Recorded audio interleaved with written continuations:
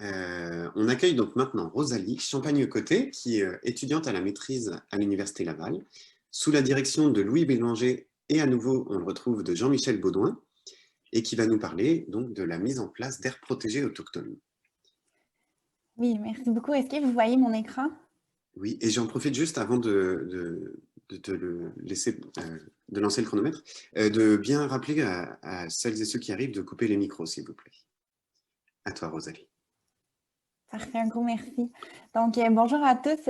Kwekwe. Bien, d'abord, je voudrais remercier grandement le CEF là, pour l'organisation de l'événement, puis pour nous avoir donné la chance de présenter notre projet là, aujourd'hui. Donc, mon nom est Rosalie Champagne-Côté. Je suis candidate à la maîtrise en sciences forestières à l'Université Laval. Donc, aujourd'hui, j'aimerais vous inviter pour un petit voyage. Donc, ça fait longtemps qu'on a voyagé. Alors, je me disais que ça vous tenterait peut-être que je vous transporte au cœur de mon projet de recherche qui s'intitule « Mise en place d'aires protégées autochtones, l'étude du cas de la réserve de biodiversité à Kumunan ». Donc, attachez-vous, on part. Alors, on est au printemps 2019. On prend la route en compagnie de mon directeur de recherche, Jean-Michel Baudouin, et de mon co-directeur, Louis Bélanger. Où est-ce qu'on s'en va? Dans la communauté d'Espit, qui est située à environ 260 km de Québec sur la côte nord. Donc, après environ 3h30 de voiture, là, on arrive dans la communauté qui fait un petit peu moins d'1 km². Et on remarque qu'elle est très prospère, en fait, là, avec son centre administratif, son centre communautaire et son centre de santé. Il semble y faire très bon vivre, puis ces quelques 300 habitants sont occupés à travailler ou à marcher et à admirer le fleuve. Mais là, il ne faut surtout pas oublier, on a un rendez-vous de convenu avec Marc Saint-Onge et son équipe du secteur territoire et consultation afin de déterminer quels sont leurs projets actuels, puis comment une étudiante qui est fraîchement sortie de son bac en biologie pourrait bien les aider avec un futur projet de maîtrise. Donc, après une longue discussion, on établit que la réserve de biodiversité à Kumunan, un projet qui a été initié par la Première Nation dans le cadre de la stratégie gouvernementale sur les aires protégées de 2000, en était à l'étape du développement d'un système de suivi de l'efficacité de gestion. Donc, à l'époque, la création de la réserve de biodiversité avait été initiée afin de protéger une partie du Nitassinan, le territoire ancestral des Spits que vous voyez en blanc sur la carte, face à l'envahissement par l'industrie forestière et la villégiature qui devenait vraiment trop importante sur le territoire. Et ça, bien, ça menaçait l'intégrité écologique, les activités traditionnelles et surtout là, la harde de caribous forestiers qui fréquentent encore ce territoire-là. Donc, Kumunan correspond au territoire en bleu foncé sur la carte que vous voyez. Donc, Kumunan avait son statut projeté depuis 2005, puis allait obtenir son statut permanent dans les mois suivant notre rencontre. Donc, la Première Nation avait aussi déposé en fait là, en 2010 une demande de délégation de la gestion auprès du ministre de l'Environnement et de la lutte contre les changements climatiques, mais aucune entente n'avait encore été signée. Puis, je vous donne un petit tuyau, là, cette demande-là allait se traduire en mars 2021 en une convention d'aide financière signée par le ministre de l'Environnement et le chef d'Espit. Espit avait également réalisé en 2013 la rédaction du plan de conservation pour la réserve de biodiversité. En 2020, elle allait embaucher un gardien du territoire. Puis, il est important de faire mention aussi de l'introduction du statut d'aire protégée d'initiative autochtone en 2021 là, dans la loi qui vient modifier la loi sur la conservation du patrimoine naturel.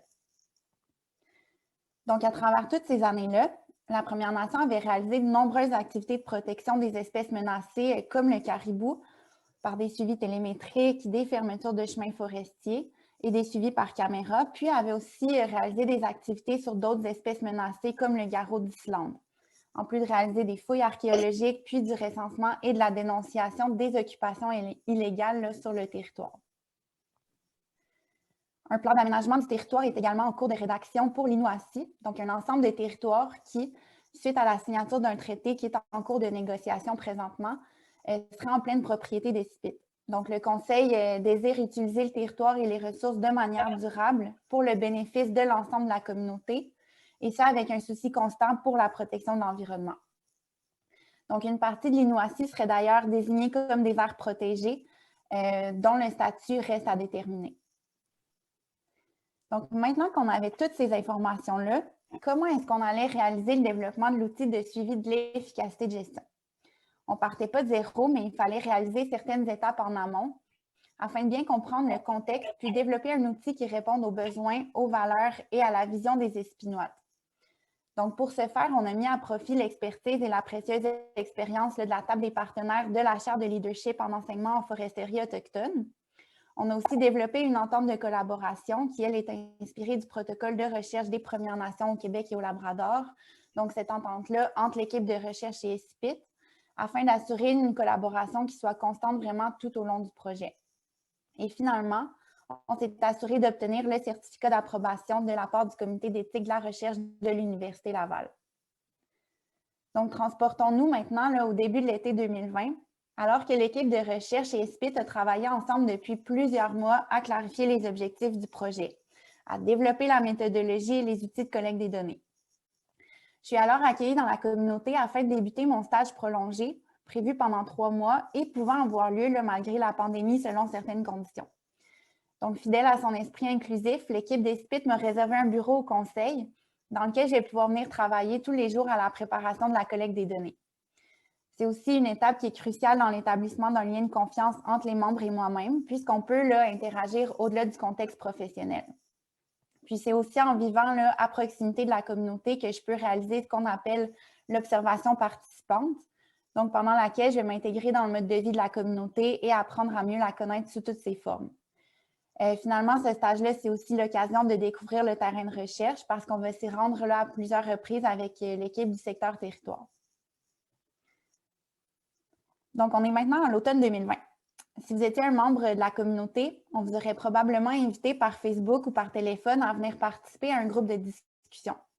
Vous auriez reçu l'invitation parce que vos connaissances du territoire, des pratiques ainsi que de la culture Innu vont pouvoir nous éclairer pour répondre aux questions de recherche. Donc, en tout, on va rencontrer 22 membres, plus précisément 9 femmes et 13 hommes, entre les mois de septembre et décembre 2020. Donc, à la lumière des rencontres avec les membres, on a retenu que la réserve de biodiversité à Kumunan a comme pour objectif, en fait, de protéger le tout. Ce tout-là vise à atteindre 2 objectifs qui sont fondamentaux pour les membres, donc soit le bien-être en territoire et le sentiment d'appartenance à celui-ci. On divise également ce tout-là en différents éléments, donc les éléments écologiques, socioculturels et les éléments de gouvernance. Donc d'abord, comme il s'agit d'une aire protégée, plus spécifiquement d'une réserve de biodiversité, il est primordial de protéger la diversité des espèces et des habitats qui y sont associés. Donc si on maintient cette diversité écologique-là, on peut maintenir la pratique des activités traditionnelles puisque les espèces sont présentes en quantité suffisante. On met également l'emphase sur la protection des vieilles forêts ainsi que des espèces à statut particulier, dont le caribou forestier, une espèce qui est primordiale en fait pour la culture Innu.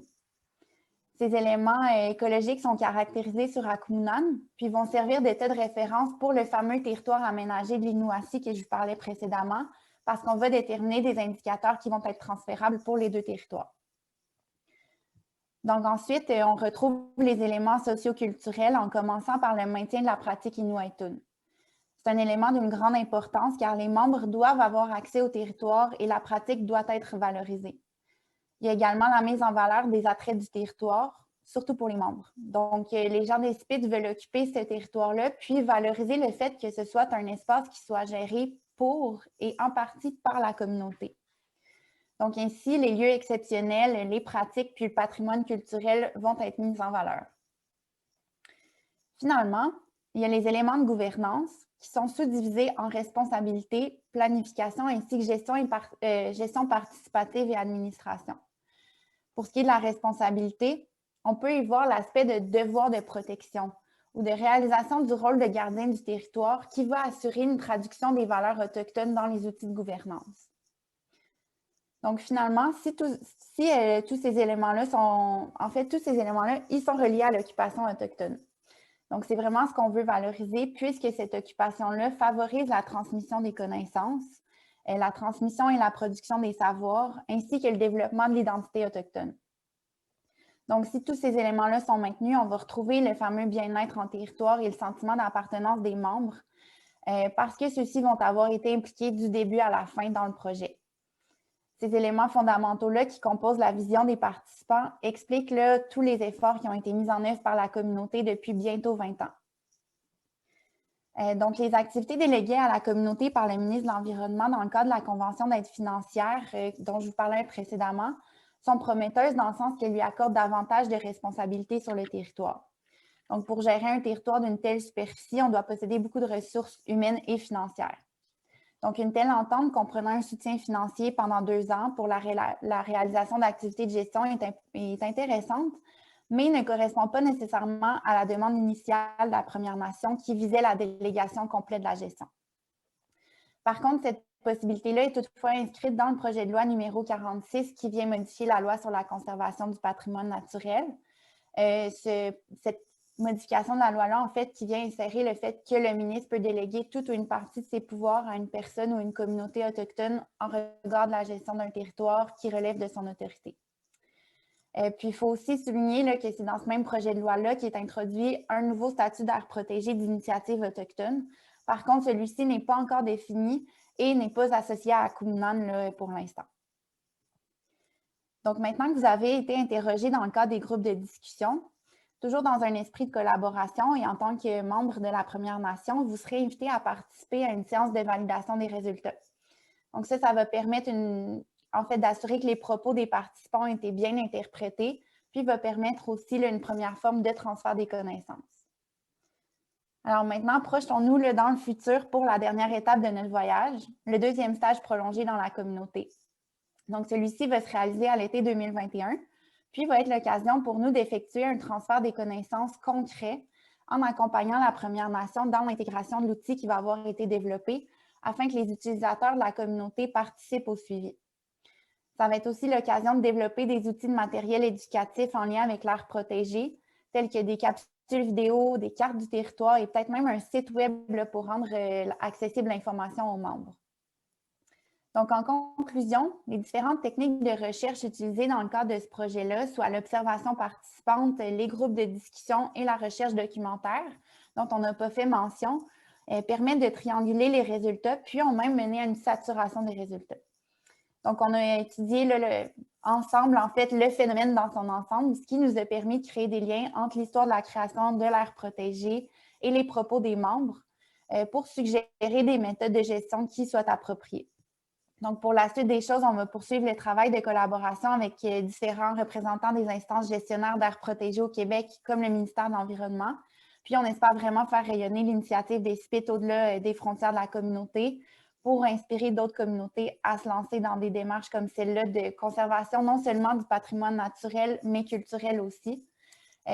Puis, qui sait, le projet fera peut-être avancer aussi les démarches d'élaboration du nouveau guide concernant la création, la gestion puis la mise en valeur des aires protégées d'initiatives autochtones au Québec. Donc, je remercie en fait les nombreux partenaires du projet, dont la Première Nation, le DESPIT, puis je vous remercie, vous, pour votre attention. Alors, si vous avez des questions, mon adresse courriel est là, puis on pourrait échanger à la période des questions. Merci, Rosalie. Merci pour la présentation, pour à nouveau aussi le respect du tempo. Et bravo à toutes les deux déjà pour nous avoir présenté des résultats issus de ces méthodologies-là que tu soulignais en fin d'exposé, Rosalie.